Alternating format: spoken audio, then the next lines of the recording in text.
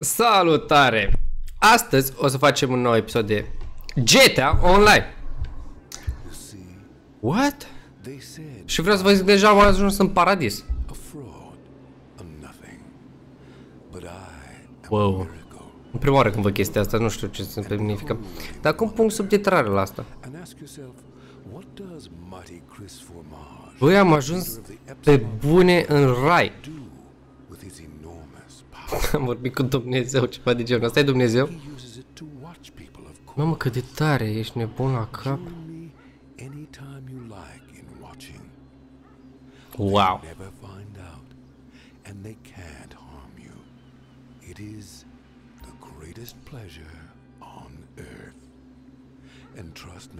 Ce tare. Pasiv mod from ce? You also want to be... Mamă, bă, ești nebun la cap. Am left, ok. Și acum ce fac? Am vorbit cu Dumnezeu, serios, la modul cel mai serios. Cum răspund? Hey, it's your boy LD. If you need to get some cheese real quick, fuck with me. We got licks all over town just waiting to get hit. Just walk in with the blam blam and point it at the fool behind the counter. He gonna break bread. And they insured, don't nobody give a fuck no way. It's all good. I've been peeping this one spot they've been making a gang of bread. You down with that shit? One of the homies gonna meet you at the store. Ok, deci acum trebuie, vreau să vă zic că înainte să înceapă episodul normal, o să vreau neapărat să dați un mare like la acest video, să ajungem măcar la 3000 de like-uri la acest video, la acest gameplay, pentru că așa văd susținerea voastră. Bun, unde trebuie să mă duc? Am zis că undeva trebuie să mă duc... ia uite ce merțan aici. Dar nu pe aici. Nu, mă scuzați. Asta este felul meu de a conduce. Ok. Mamă, cât de tare se vede, mamă! Ok, nu prea merge mașina asta, dar măcar mă duce... Trebuie să mă duc la... Da, bravo. Jobless and I have chip. Take out your phone. Cum scoteam telefonul? Ok. Asta n-am învățat încă cum scot telefonul. Cum scot telefonul? Alo. Uite, nici măcar nu sunt atent pe unde merg și fac accident. Însă ne ajută, Doamne, pentru că am vorbit deja cu el. Ați văzut la începutul videoclipului, nici măcar nu mi-am dat seama ce se întâmplă. Ce, mă urmărește poliția? Oh, de ce mașini tare aici. Ok. Uite, trebuie să mergem pe aici. Aha. Ok. Și ajungem aici. Putem să-i furăm mașina lui ăsta. Ce se întâmplă aici? A venit poliția și tot. Ok. Mamă, cât de tare e mașina asta. Woo! Ma. Oh! Nu cred, trebuie să dau o tură cu mașinuța asta. Woohoo! Mamă, deci nu pot să cred. Ok, mașinuța asta e prea frumoasă, dacă o distrug o să... Nu o distrug, hai să... Ok, am dat o tură. Da, facem niște drifturi. Și am pornit, ok, hai să ne întoarcem de unde am plecat. Pe unde? Pe aici, nu? Nu, pe jos. Nu. Oh, am zgriat mașina. Woo! Cel mai tare îmi place chestia asta, când merg cu mașină sau ceva de genul, mai ales când găsesc o mașină. Voi ați văzut asta? Că am dărâmat camionul. Wow! Asta zici că e mașina aia lui Batman. Ok. Nu cred! M-a dat jos pentru că i-am furat mașina lui ăla. Ok, îmi pare rău. Bă, eram sigur ăsta vrea să mă omoare, mă.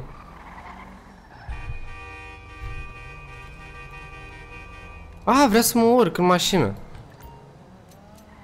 De ce nu am... Vai, nu mai am nicio armă. Dar cum scoteam telefonul asta, nu mai țin minte. Ok, nu mă țin minte cum scoteam telefonul. Da. Ok. Bank. Ok. Hartă. Și așa mai departe. Ăla trage după mine. Mă enervează. Da, sunt mort. Nu mă omoră. Dar asta că eu trebuie să intru aici. Clive's Towers. Cum intru? Hold up. Ok, uite aici. Ok, job list, hai să vedem. Invite to hold up. Ok. Hold up. Hai să vedem. You have accepted a job. Ok, hai să vedem. Trebuie să ajungem la punctul ăla verde de pe hartă, nu? Hai să facem.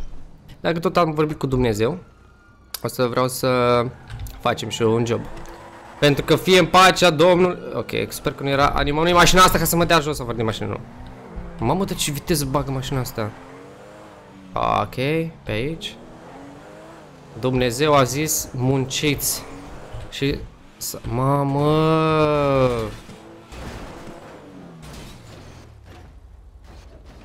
Bine măcar că mașinile astea în GTA... Fratele meu! De pe poți controla mașina cu controlele astea. Oi de viața mea, dacă te bagi în față, îți jur. Ok, perfect. Nu mai treceți așa pe roșu, măi. Și nu am nici măcar un ban. Uite, magazin de arme. O să vreau neapărat să facem un job. Primul nostru job.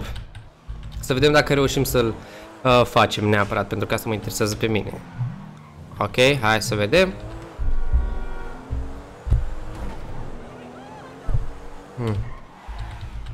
Ok. Mergem pe aici și pe aici. Mergem și noi normal pe sens, nu mergem pe contrasens, nu ne luăm amenzi, însă nu uitați să opriți la roșu întotdeauna dacă luați carnetul de circulație, pentru că dacă nu opriți la roșu, rămâneți fără carnetul de circulație. Nu faceți cum fac eu. Trebuie mai în față, încă puțin și ajungem. Ok, pe aici. Hai să vedem. Mai în față. Pe aici, pe aici, pe aici, pe aici. Nu intra în mine. Băi, primul meu job, trebuie să arăt prezentabil. Trebuie să arăt foarte bine. Uitați, exact, cu armă în mână se duce la fiecare interviu din lume. Hai să băgăm măcar arma în mână, pentru că după aceea cred că o să ne taie din salariul ăștia. Pretend the store clerk with a weapon.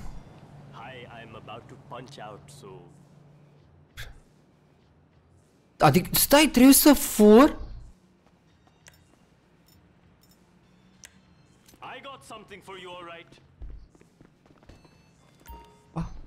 Serios? Asta era jobul meu, să fur? Hai, mă. De ce? Dar nu vreau să fur. Și vine și poliția. When the cops can see you. Ok. Și cum? Ok, acum trebuie să fug, nu? Ok. Da, foarte frumos. Hai să fugim acum. Intră în mașină odată.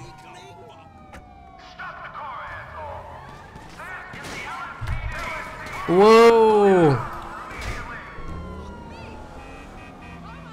Și acum unde? Uite un avion. Ăla vrea să mă omoare. Mamă, ia uite-l.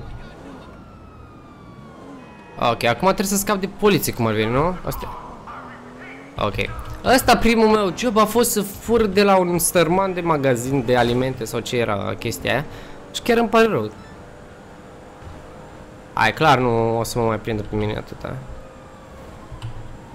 Ok, și acum jobul meu, destroy product belonging to motorcycle clubs during crash. Ce să distrug? Trebuie să distrug ceva? Da, cel mai nasol job, mă jur, adică vreau și eu omul să lucreze normal și eu ce fac? Pauză. Nu, fugi! Ok, scuze, e primul meu job, scuze. Nu este ceva... Oh, ok. Asta e primul meu job. Asta e, trebuie să mă înțelegeți, așa este la interviu, oameni buni, nu avem ce să facem. O să ne cărăm de aici, pentru că deja vedem că nu prea ne iese jobul ăsta. Ok, cred că am fost concediat încă din prima zi, dar așa se întâmplă, înveți din greșeli. Ok, nu vreau să mor. Înveți din greșeli, următorul job. Ok, hai să vedem care este următorul job. Vedeți, mașina mea este impecabilă. No! Avem o rampă. Așa mă distrez eu. Da, bravo. Ok, nu mai avem alte joburi pe listă, adică aș vrea niște bănuți de buzunar, știți? Să mă duc și eu la un restaurant, îmi iau înghețate, ceva, mă scuzați, nu mă lăsați în pace, vă rog frumos, mă scuzați! Ok. Da, e clar, sunt angajatul lunii, adică... Înțelegi? Ok, cred că am dat un bară cu primul meu job. Ce mașină faină, vreau să o iau. Dar scuze, sunt un om cinstit, nu trebuie să fur. Dar totuși îmi trebuie niște bani, serios acum. Ok, mașina asta stă cam... Okay. Am luat-o pe contrasens, e ceva normal în lumea de azi. În ziua de azi, pardon. Nu! Hop! Ala mi-a făcut flash-uri. Ia! Pac! Hai că nu mă prindem. Nu vreau să mă prind. Nici măcar nu mai am cauciuc la roată. E incredibil. Vedeți, domnilor și domnilor, așa se muncește în ziua de azi. Cu mult spor și drag faceți totul mai frumos. Du-te, băi, de aici și lasă. Și ne-am dus. Ai de viața și de zile mele. Ok.